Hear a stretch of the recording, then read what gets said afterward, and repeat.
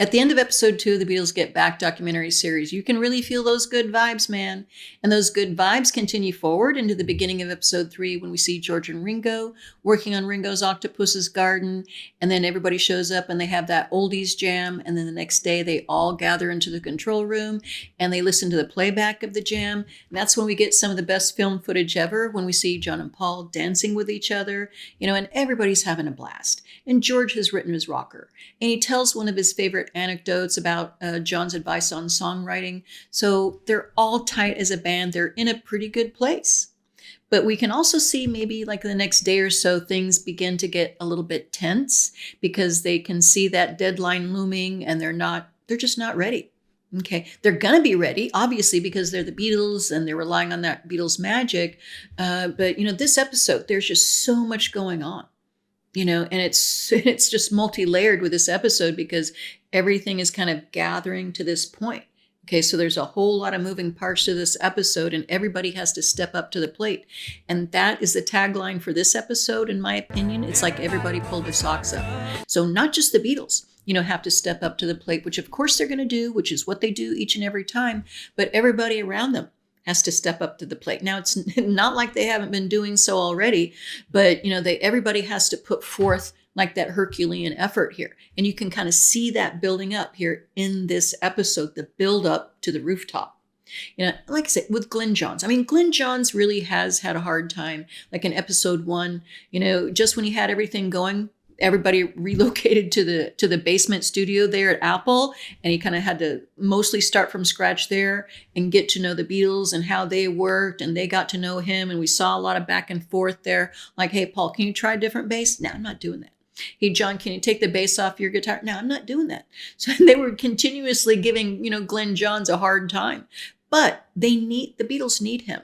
And he steps up to the plate, he pulls his socks up and gives them, what they need. Whatever. And you can see Glyn Johns a lot more in episode 3. And you can see the Beatles kind of relying on him a lot more. And the same thing with Michael Lindsay Hogg. In episode 1, Michael Lindsay, it's like he just got shot down. Everything, Michael Lindsay Hogg, no way what he wanted was ever going to happen. And in episode 2, he had to rethink everything. And he set up the cameras and he kind of stood in the background, but he got it set up where he was able to film the Beatles without them knowing it, with all these different cameras, just rolling and rolling and rolling. So it's fantastic. And that continues here, like in episode 3. But he really continues to step up to the plate, pull his socks up here with episode 3. And he almost goes into Beatle mode, because when the Beatles say, no, we're not going to have a helicopter, he says, okay, fine. I'll just put some cameras on the roof across the street. I'm not asking questions. I'm just flipping doing it. So he gets into sneaky mode, just like what Paul said. Paul said, you got to be sneaky with the Beatles. And that's what Michael Lindsay Hogg did in episode 1, with the microphone in the flower pot. Oh my God. So his little shenanigans just continue. Just like in the lobby, he has like that R2-D2 looking thing there with the camera in it, with that stealth secret camera. Oh my God, where is he getting this stuff from? It's just like magical stuff is happening there. So, he's saying, okay, I'm just going to be like the Beatles. I'm just going to do whatever I want to do. And that's Michael Lindsay Hogg. And George Martin as well. Now, George Martin does not have any power. He really doesn't. There's just no official role here for him.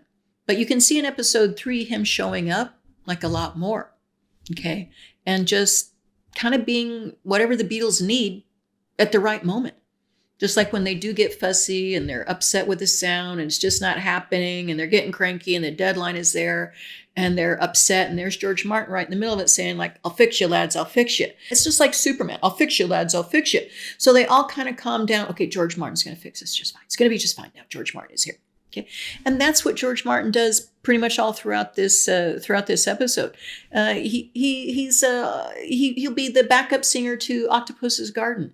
And then they're not at the very end, but right before they go on the roof, like the day before, when there's a lot of tension there, and Ringo and sitting there on the ground, and Michael Lindsay Hogg is there too, and George Martin is sitting there next to him. Ringo turns to George Martin and says, I farted. I wasn't going to tell you, but I just thought I'd let you know. And George Martin goes, okay, thank you. So George Martin is doing the best he can. Like, you want me to smell your fart? I'll smell your fart. I'll do whatever you want. And then after, when they have John and Paul, they're having that multi-layered conversation, whatever it is they're talking about there. And somebody says, hey, do we know what songs we do have? Does anybody have a list? George Martin, I've got a list. So George Martin is almost like Mary Poppins here. Just, I magically being in the right place at the right time, magically saying and doing the right thing so the Beatles can do whatever it is that they want. And he also kind of steps up to the plate too, like with Glenn Johns. So George Martin is putting up with a lot of stuff. Basically, he was pushed aside and he's saying, okay, I'll step aside. That's okay. That's all right. But then George Martin just kind of slowly insinuates himself into the situation, by just being more and more indispensable. I mean, God bless George Martin, and God bless John, Paul, George, and Ringo, because they too are all stepping up, not just as the Beatles, but also individually. Like, for instance, John continues to show up, and John, we see him become a leader. Here, we see him as a leader, not just the jokester here. We see, like during that, conversation that him and Paul were having, it was almost like they were all having a conversation at the same time. Like, he had to make Paul happy. He had to just say, Paul, everything's going to be fine. Same thing with George. Everything is going to be fine. It's not your fault. We can do this. It's my fault. I was just tired. It's just fine. It's all going to be fine. It's all going to be fine. Because John wants to do this too. John wants to, hey, we've got these songs. Here they are. I'm going to play the bass. I'll do whatever you want. Here we go. I just want to get it done. Let's just do it. Let's go up on the roof. And John at the very end, I wasn't there. I don't know if anybody was really been there, but supposedly John was the one who said, like, fuck it, just go on the roof. And they go on the roof. So again, John is the one just kind of lifting up there, getting him up there. And Paul, I mean, I don't know if Paul has any other mode, but stepping up to the plate, pulling his socks up, because all the way throughout, what has he got? Let It Be, Long and Winding Road, Get Back, Two of Us, I've Got a Feeling. He has all these songs that he's got for the project, and he just keeps on driving it forward, driving it forward. He too is ebbing and flowing with John. Him and John get into this mode of ebb and flow, just making the whole thing go, and they are the driving engine there. So Paul continuously, like, stepping up to the plate. And the same thing with George. George comes up with a lot of songs for this project. Like, All Things Must Pass, I Mean Mine, For You Blue, Old Brown Shoe, and we can hear him playing Something. And at the very beginning of episode 3, he's singing Window, Window. That's kind of a hippie, groovy song. That would have been great too. There's a couple other songs that he brings forward there over at Twickenham that we don't hear about in Get Back. And I think also George steps up for the group. George is willing to do things he really doesn't want to do for the good of the group.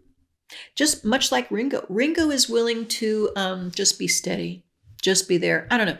I don't really want to say that Ringo steps up here, because I think Ringo just continues to be Ringo.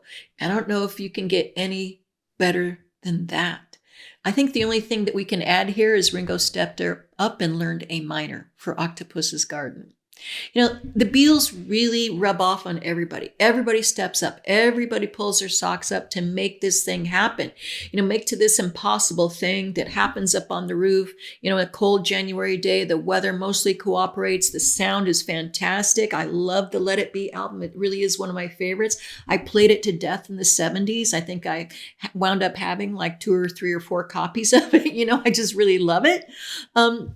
So it really is great. It's a wonderful culmination. And I got to tell you, I feel like I don't want to talk about the Rooftop performance. I think it deserves its own space. I think it deserves its own video. So I'm not going to talk about it, but I am going to talk a little bit about the weird story of Two of Us. Okay. Because when we watch the Get Back series, Two of Us kind of makes the rounds. It's like, what is that all about? We know that in episode 1, it starts, we kind of see Paul maybe playing it a little bit on the acoustic, but then they switch it into a rocker, and it creates all this angst and misery for them. And maybe it was a source of discord in episode 1, maybe. And then it becomes in episode 2, the song it eventually becomes, and it's fantastic and it's wonderful and it sets the tone. I actually think it's a bit of a game changer for them there when that kind of happens. And so everybody just feels energized by that. So obviously they were energized by Get Back and Don't Let Me Down. All that is super true, but we really see the magic play out with, with Two of Us. And then here in episode 3, after after more Beatle magic happened, and they realized they have all the songs they needed, and that's the other crazy thing. It's like, I'm not super surprised they don't remember they had all these songs, because they were just driving forward, just creating all these songs, so I'm not surprised, and we all know that they always forgot what they did the month before, the day before, whatever. And so here in episode 3, after they realize, they have all this relief, we have what we need here. Here's an album, John and Paul, they do that crazy version of Two of Us. Crazy Two of Us makes an appearance, okay? Because now crazy John and Paul are singing it and they're bonding, whatever. You got to imagine that this is what they used to do as kids, and that's the other thing here. I think that what they all wanted to do is kind of get back to their roots with this project and do something live, almost like they wanted a repeat of the Please Please Me album. And is that why they retook that shot from the atrium, like the 4 of them looking down, like they did for the picture originally? The picture of them, when they were kids, and now here they're not a whole lot older, but way, way different. In Beatles years, they're a lot older, okay? And then finally, we see them perform Two of Us, the version we hear on the Let It Be album. I really think that they did come pretty close to accomplishing that goal of getting back to their roots and becoming those early Beatles again, giving those live performances. Well, thank you very much. I've got a feeling. In episode 3, we really do go on a ride with the Beatles with all that ebb and flow, all that up and down. Is it going to happen? Is it not going to happen? Again, culminating in that fantastic rooftop performance. So yeah, it absolutely does happen. And yeah, they accomplish a lot of their goals, but they're the Beatles and they're never happy with what they just got done doing the day before. And that's why they landed in all this trouble. It's because, they wanted to, perform. They started out wanting to do like a live show performing the White Album songs. But when they got there, they go, nah, we'll just write some new songs. So, oh my God, they're the Beatles being Beatles all throughout episode 3. And that's what makes episode 3 fantastic. Thank you so much for being here with me today. I really and truly appreciate it. And until next time, peace and love one another. Take care. Beatles is Beatles are Beatle. In the end, it's like, oh, sod off with the Beatles,